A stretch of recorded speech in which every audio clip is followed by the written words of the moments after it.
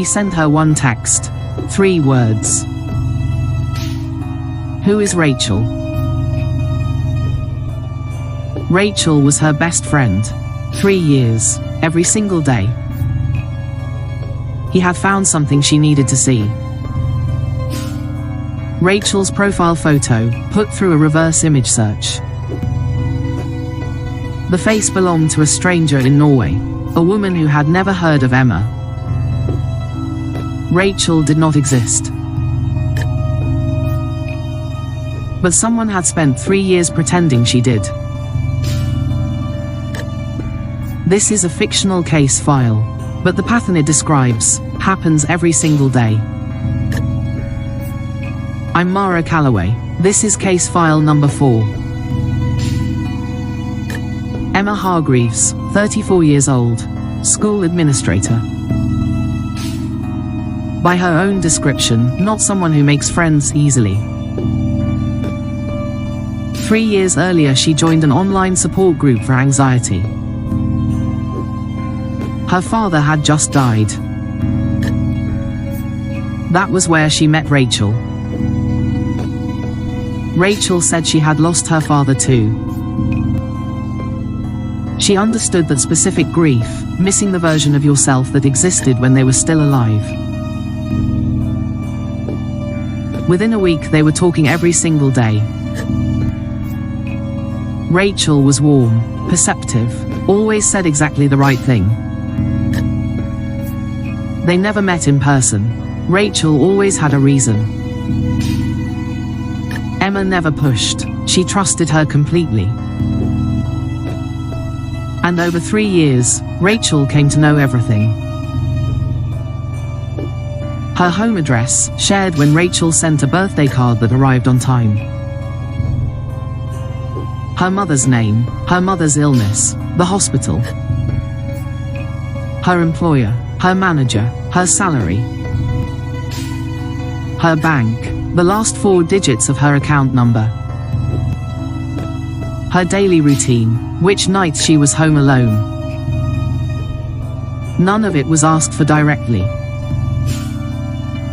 All of it was given freely, into what felt like the safest relationship Emma had. Emma's boyfriend found the reverse image search by accident. He searched Rachel's profile photo looking for a birthday gift idea. He found the woman in Oslo instead. Emma's first reaction was to defend Rachel. She had hundreds of voice messages, 3 years of daily conversation. But 20 minutes later, she went very quiet. The return address on the birthday card. She had never searched it before. A newsagent, 40 minutes from her home. Not a house, a shop, the kind of place you leave without giving your name.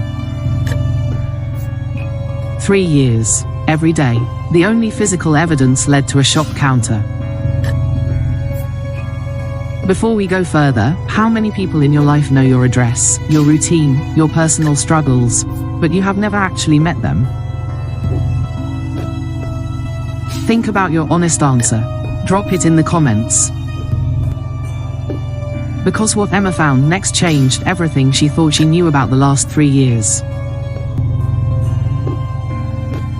Emma called the police. A detective from the online fraud unit visited the next day. He listened, then asked one question she had not thought to ask herself. Had anything unusual happened with her finances recently? Emma needed a moment. 3 years, every morning, every Sunday call, every time she had been frightened or sad or lonely. All of it, one-sided. Then she opened her bank app. A personal loan, in her name, 3 weeks earlier, £11,000. Approved and drawn down to an account she had never opened. She had not applied for any loan. Someone had used everything Rachel knew to become Emma, just long enough to borrow £11,000. The detective traced the voice messages to an unregistered SIM, bought with cash. Dead end, except for one detail. It had connected to the same cell tower for 3 years, less than half a mile from Emma's home. 6 weeks of cross-referencing.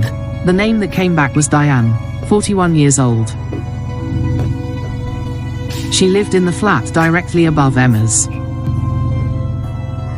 They had shared a building for 2 years. They said good morning to each other in the corridor. Emma could not have told you her surname.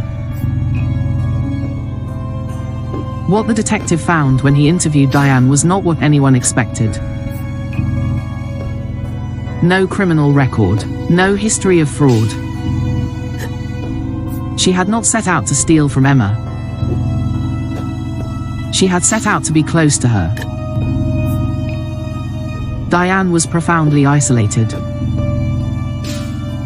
She built Rachel as a way to have a friendship she did not know how to form in real life. The profile picture stolen from a stranger in Norway. The voice her own, barely altered with a free app. The personality entirely hers, finally given somewhere to go. For 3 years, she told the detective, Rachel had been the best version of herself. The loan came later, a moment of desperation after she lost her job. She told herself she would pay it back. Diane pleaded guilty, 14 months suspended, full financial restitution. She repaid the £11,000 over 18 months, every penny. Emma received a letter from Diane after sentencing. She has never said publicly whether she read it. What she said, in the one interview she gave, is this. The thing I keep coming back to is that Rachel was real to me. The support she gave me when my father died was real. I just don't know what to do with the fact that only one of us was in it. Then she added one more thing. She knew me better than most people who have actually met me. And I think that is the part one will never get past.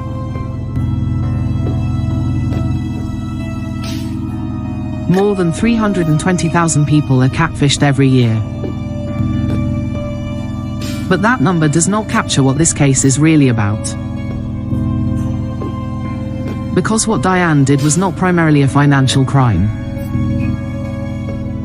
The money came last. What came first was the relationship. Number 1. Someone you consider close, but have never met face to face. Number 2. Someone who always has a reason they cannot video call. Number 3. A friendship with no friction. Always the right word, always perfectly consistent. Real friendships have friction. Real people say the wrong things sometimes. A relationship that is always perfect is worth a second look. Not because most online friendships are not real, but because the ones that are not are very, very good at feeling like they are. I'm Mara Calloway. And this case is closed. One question before you go. Is there someone in your life right now you consider close, but have never actually met? Someone who knows your address, your struggles, your routine. Leave your answer in the comments. I want to know. If you haven't seen case file 1 or 2 yet, they're on screen right now. Start with number 1. And if this case made you think about someone specific, hit subscribe. The next case file is already waiting.